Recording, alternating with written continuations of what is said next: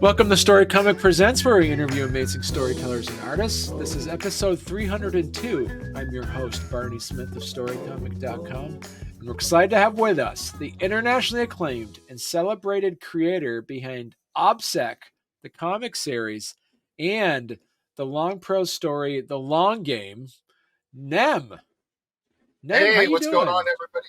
Hey, I am doing great. I am so happy to be back here with you again. It's been a while since we talked, but I'm glad that you were welcoming me back to the show again. And I can't wait to talk about everything that's happened, since we last talked and what's going on. And I've got lots of stuff in the fire. So excited to talk about comics and writing in general and everything. So Nem, so Nem is a name you go by, but you also actually go by D.W. Howard as Right. your kind of like your prose name as well.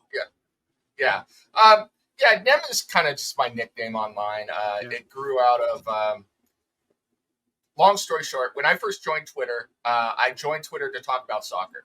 And I had played on a soccer team a long time ago called Nemesis FC. And I was there, and then people started shortening it. They called me Nemesis, and then it went to Nem. And that's just how people started knowing me. And then pretty soon, people in business emails started calling me Nem. So I'm on business emails talking to artists and stuff. They're like, "Hey, Nem, I got a question," or "Hey, Nem, this, that." So it's just like, I should probably just sign everything Nem now, but on my comics and everything, it's D.W. Howard, so and everything. But as a general rule, the people that know me, if I'll say, people will say, "Oh, Dave Howard," like who? Like Nem, like, "Oh yeah, Nem." So, so I'm expecting my wife to come back here and call me Nem at some point, and then it'll be good. Talk to us a little bit about, also for those that are unfamiliar with OPSEC, what the background is a bit, and then what people now. You have issue 2 is out, and now you are almost coming out with issue number 3.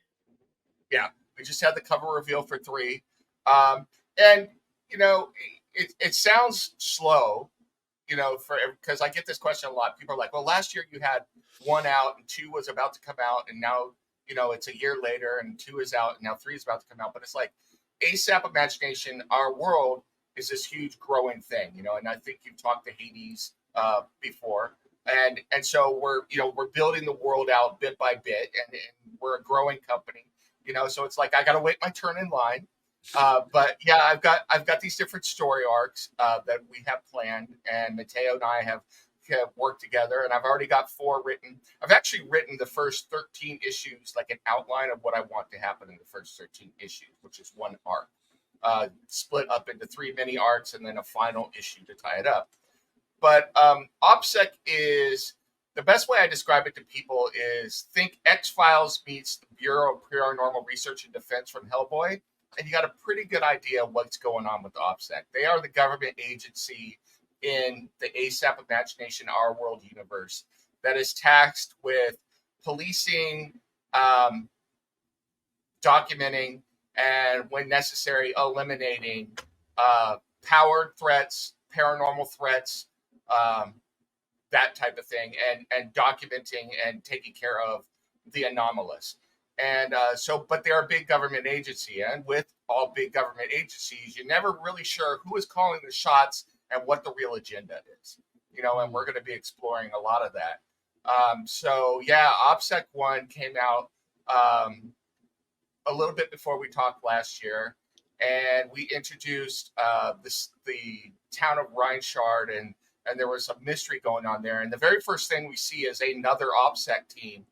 Not the one that's on the cover, but a different one getting wiped out. They get killed by a monster. And so our 2 main agents, Indra Jafari and Nigel Hammersmith, get tasked to go out there and discover what is going on, because a distress beacon went off when these agents didn't report in after a certain amount of time. And added to the team were these 2 powered individuals, which the OPSEC agents don't take very well, who are their backup, they're on the cover of issue number 2, which is Barbara King and Maisie, who is a demonic doll, and her sidekick. The Maisie is a snarky demonic doll who loves to fight and loves to be snarky and trash talk and everything else. And She's just a pleasure to write. I love seeing her drawn, and people have fallen in love with her. I mean, she has become probably the favorite character out of the whole series for everybody. But Barbara, she is the Maisie's quote unquote owner, and Barbara's special ability is she can bring toys to life, and they become murderous when she brings them to life. So yeah, they attack people and stuff. And so she has the ability to telepathically bring toys to life and do things, and they take her orders and everything. And so they're investigating this mystery of what there is some sort of artifact or power or person out there who is altering the world and bringing their nightmare version of reality to life. And so, yeah, so they are trying to figure out what is behind this and investigating. And so 1 and 2 have come out. The cover for 3 introduces another character, and we get just a little tease on issue 3. We're going to get some more information on the history behind Reinshard and why, who might be behind all of this and what their motivations are. And it has a lot to do with the government agency itself and the way it operated. And I will leave it at that because I don't want to Tom Holland it and give too much away. So, is this a superhero comic or a supernatural comic? Both. Okay. Both. So it is definitely a supernatural comic. I'd say it's horror adjacent. I mean, the purpose is not to be horror, but there are a lot of can be scary things in it. I can tell. I think I've talked about this before, but the next arc will be an investigation into a powered serial killer in the underground of London. But it's taking place within the greater Our World storyline, which has superheroes and powered individuals and everything. And so this agency and these agents are living in this world after the event, which is the main, nexus point for the Our World storyline, where everything just went topsy-turvy in Our World. And so now OPSEC has gotten even more important because there are all sorts of people out there who are touched by the event.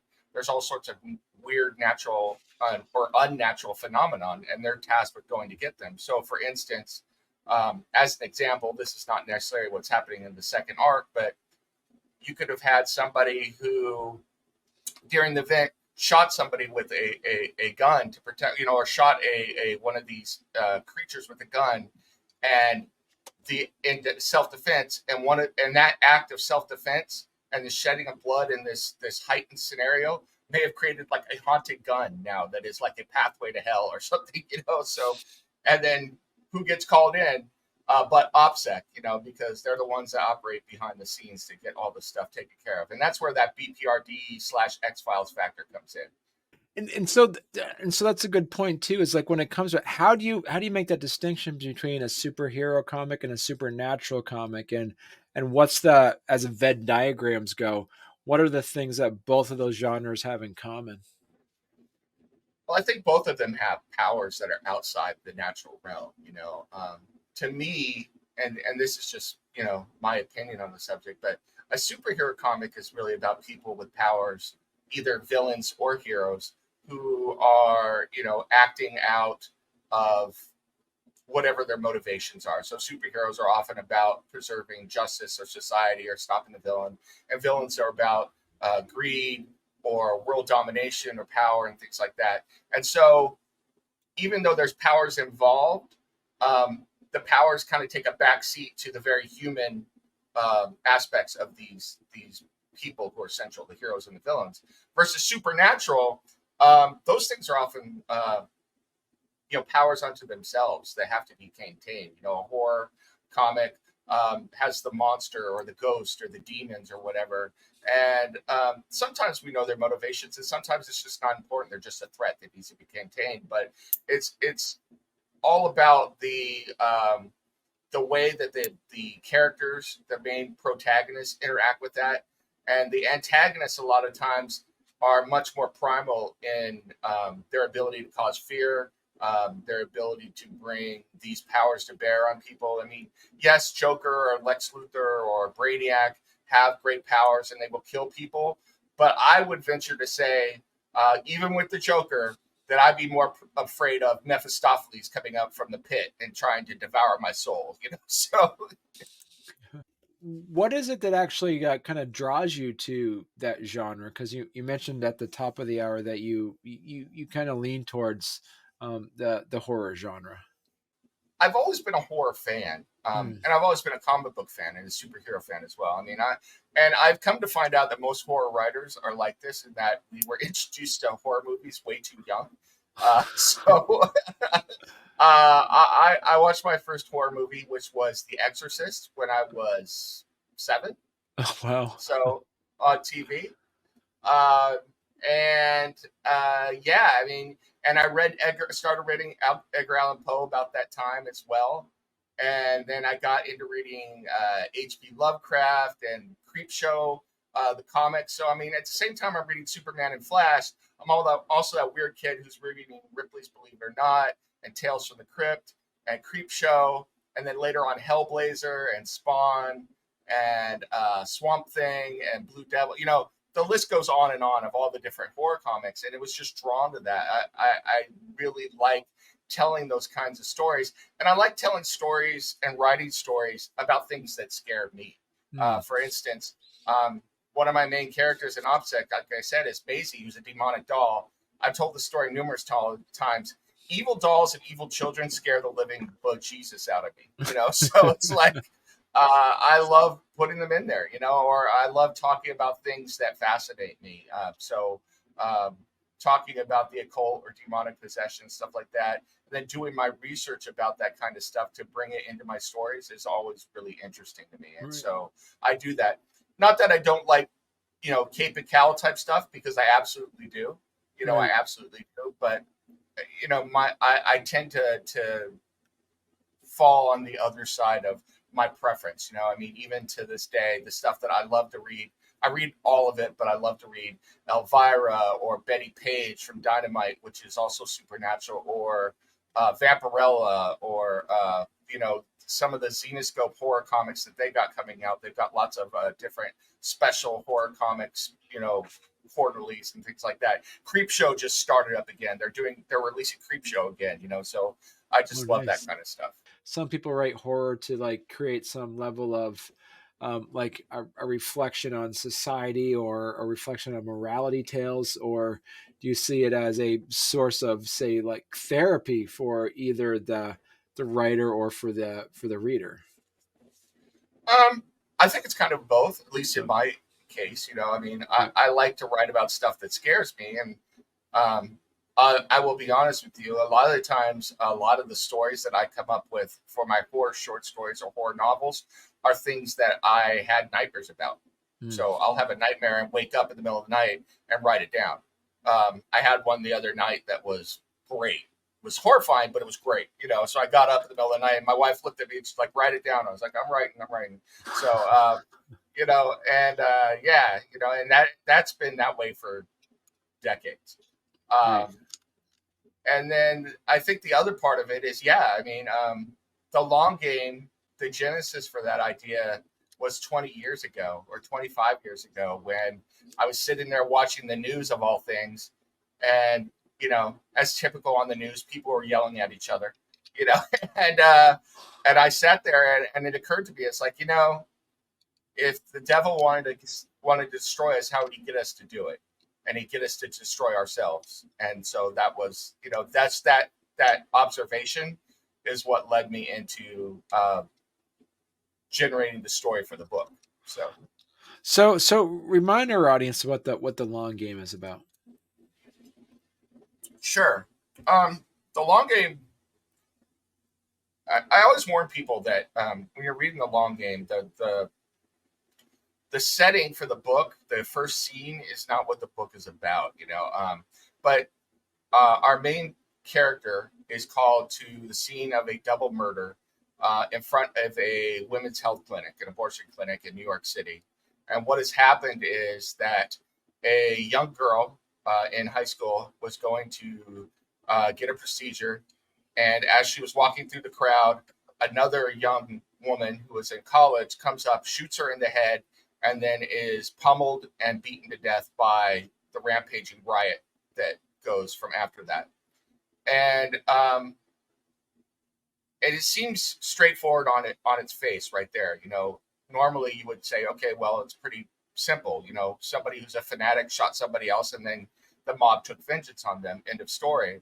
But these detectives start pulling the threads on what's going on behind, and they find that there is a plot decades in the making. In fact, a demonic plot involving a lot of moving pieces to set plans in motion. And this thing has been going on for decades, and that's why it's called the long game. And this whole idea of plots within plots and being able to see the future, not through supernatural means, but through being hyper intelligent, kind of what we were talking about before, grew out of conversations I had with a friend of mine who happens to be a Roman Catholic exorcist, a priest. Oh, cool. And we were talking, and the Roman Catholic perspective on demons, demons like to, according to the Catholics, you can take that or leave it as you wish. But Catholics, demons say that demons like to claim precognition all the time. And the Catholic view is that they don't have any power. It's just that they're very, very intelligent. And so they can see everything that's going to happen and predict it 20, 30, 40 years down the road. And I played with that idea in this book, which is another reason why it's called the long game. So. And so you mentioned too at the beginning of the thing, you have some projects that you're working on right now, correct? Correct. Yeah. So OPSEC number 3 is written and being drawn. Like I said, we just had the cover reveal for that. I don't know if it's up on the website yet. I haven't looked. But I'm very excited about that. We're introducing a couple of new characters in there, and people are going to start getting some answers. So we teased them with questions in the first 2 issues and left a lot of people, and now you're going to start getting to peel back the layers and see some answers of what's going on. And I'm excited for people to see that. 4, I'm doing some revising on that. I've got 50 pages of story that I got to fit into 22 pages. So, that's always fun and interesting. So that's going on. And then, I am writing the sequel to the long game. So long game takes place in New York City. The second book is called A Time for Wrath. And it is going to take place. It's another murder, but it takes place at West Point in the Catholic chapel there. And I'm excited to write that one because I went to West Point. So I'm going back to my alma mater to write a murder/supernatural mystery, so it's going to be fun. So I'm looking forward to that. And I think that's where a little bit of therapy comes in too, because I'm like, take that, West Point, murder, so, but so I'm doing that. And then I've got my own comic book company as well. And so I'm in the process, like right before we came on, I was looking at pages for a new comic that's coming out called Phoenix Throne for my Blood World series for my company. And we're getting that all ready to go. And I am confident that we'll have that one out definitely before the end of the year. We're hoping to get a second Blood World title out this year as well. So, I'm busy. Things are going. So, right. So talk to us a little bit about that. You mentioned the Blood World series. What is that about? Blood World is a far future science fiction series. I wasn't going to let you skate away not mentioning Blood World. See, you got to do that now and then. Yeah, the setting is 2578, the late 26th century. And basically humanity is scattered across our solar system. We haven't gotten out of our solar system yet, but most humanity has left Earth because Earth has become a shattered wasteland of what it once was. And the only people left on Earth are the people who can't get off Earth, basically. And so it's become mutated. Most of the human beings that don't live in the crumbling cities, which are these spire cities that are, hundreds of miles, well, not on Earth. They're, 20, 30 miles tall. Most of the people that don't live in those cities are now mutated human beings and they wander the waste. And that's one of the titles we have coming up. It's called Fellhand.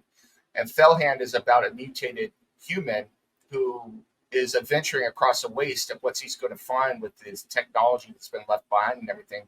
It's really like Thundar the Barbarian, but he's got 3 arms and red skin and, wow. Really cool.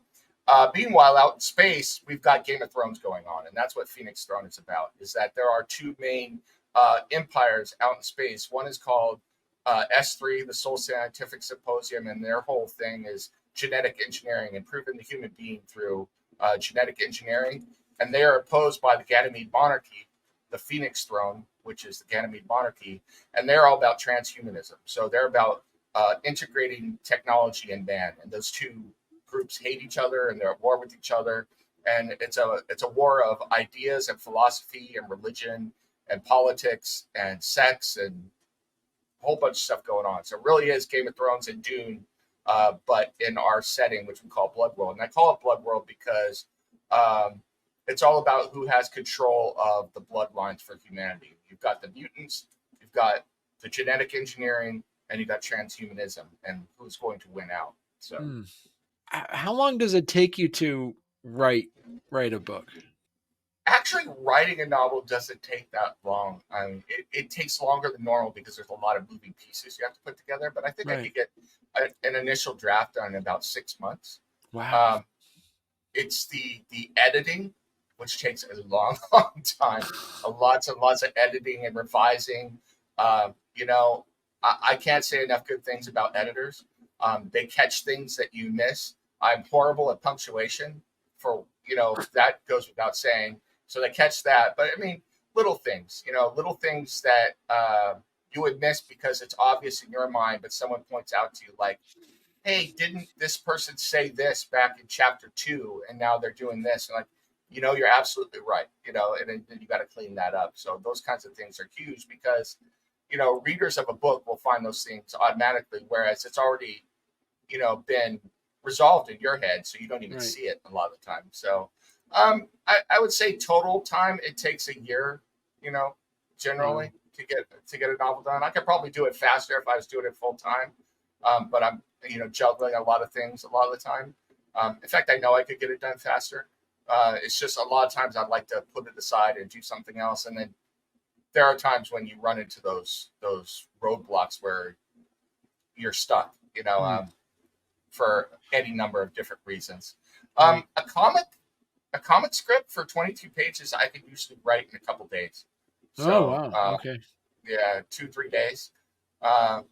It depends. If I'm really struggling with fitting stuff in, it could take me 4 or 5 a week, but usually it's a week at the most. Same thing with a short story, like a typical 8 to 10,000 word short story. I could do it about a week and a half. For some reasons, it just comes a lot faster to me than a novel usually does. So. But then let me ask you this though: is like, what is your favorite book to read? Do you have a book that you've read more than once, or you always like to reread? Oh wow, yeah, a ton of them. I mean, there are a lot. I'm an avid reader of both comics and novels, but I'd say for novels, I've read Shogun so many times that I've actually broken 2 books. The novel, the backing on the books. Wow. I love to read that. I love to read Red Storm Rising by Tom Clancy. That's another one of my favorites. To go back to classics, every few years I love to go back and reread the Iliad and the Odyssey. I love The Once a Future King by T.H. White, the Arthurian legend. Modern writers, the Rick Riordan books, which is considered kids fiction, but I love all of his books. So like Percy Jackson and the Kane Chronicles, and he's got a number of different series I think are fantastic. Horror writer Stephen King. I'm not a big fan of like the traditional Stephen King stuff. I love more of the stuff like Cat's Eye. I love the Christine, Salem's Lot, Pet Cemetery. A lot of people like Dark Tower. It's not bad. It just wasn't my thing. I really like a lot of his earlier stuff. So yeah, I love reading Poe, H.P. Lovecraft. I love reading that. So yeah, I just love to read. I when I get the chance, I've got tons of books. My wife is constantly going, "Do we need all these books?" I'm like, yes, we need all these books. So that adage of like, in order to be a good writer, you need to be a good reader. Whether you know it or not, I think you get a lot of your style in writing. I think from what you take out of what you read. A lot of times people have commented in my comics and in the novel that I'm good at dialogue, and especially back and forth, snarky type dialogue sometimes. And the reason that is that another one of my favorite authors is Douglas Adams, Right. and no one was better at the snarky dialogue between characters and just going with it and having it flow naturally than Douglas Adams. Right. I would say nobody. So, and I can't get enough. And it's not just his Hitchhiker series, the Dirk Gently stuff that he wrote, the Titanic, I forget what I'm blanking on the name, but he wrote one about Starship Titanic. Great book, funny book. So yeah, all sorts of cool things that by the way, that they stole in Futurama, which was amazing. I was so happy when they did that. So Nem, if people want to learn more about your work with the long game and OPSEC, where's the best place they could go to? Go to anyoneworld.com or asapimagination.com and look under the D.W. Howard collection, and you'll see everything that I've got coming out or that is out under that. I'm redoing my own personal website, so that will be coming out again soon. It's just I've been so busy with writing projects and everything, and so I haven't worked on my website in a while. But I do have an author site and a site for my company, which is Rain Cross Press, that is going to be relaunching soon. So I'd say right now the best place to find me and contact me is either through this, or I would also say go to globalindiegroup.com. And I am in there as well. So if you're looking for someone for writing or even video editing, because I do a lot of video editing as well, I'm available to hire there as well. That's kind of like my secret passion. I go on there and do video editing, and I've produced a lot of videos for a lot of different people, and I like doing that. So it's something I kind of taught myself because I had to, and then people saw what I was doing, and I've gotten to enjoy it quite a bit. So. Well, excellent. You know what, Nam, once again, it's always great to check in with you and see all the amazing projects you've been working on. Absolutely. Thank you. Thank you so much for having me and let me ramble on about my crazy ideas and crazy writing and everything. That's amazing. You get a writer talking about what they're working on, and you could be here for the next 2 years. So, Well, perfect. I'm excited to hear what's going on next time. Next time you come on, I'm sure you're going to have even more things to talk about. So that's amazing. Yeah, I'm pretty confident that book 2 in the series will come out, and it's planned to be a 7-book series for this current book of novels. And then by this time next year, I am confident that we will have issue 4 of OPSEC out, and we might even be getting the trade collection of OPSEC out. So yeah, so that'll be cool. Awesome. Well, thank you so much, Nam.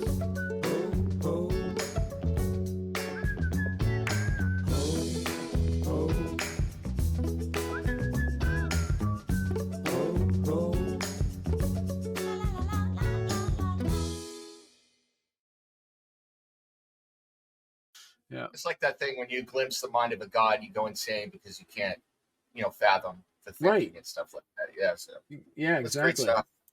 All right, let me do the intro. I'm going to edit this part out anyway. It's fine. No problem. All right, here we go, Nem. It's just 2 people discussing cool stuff. So exactly.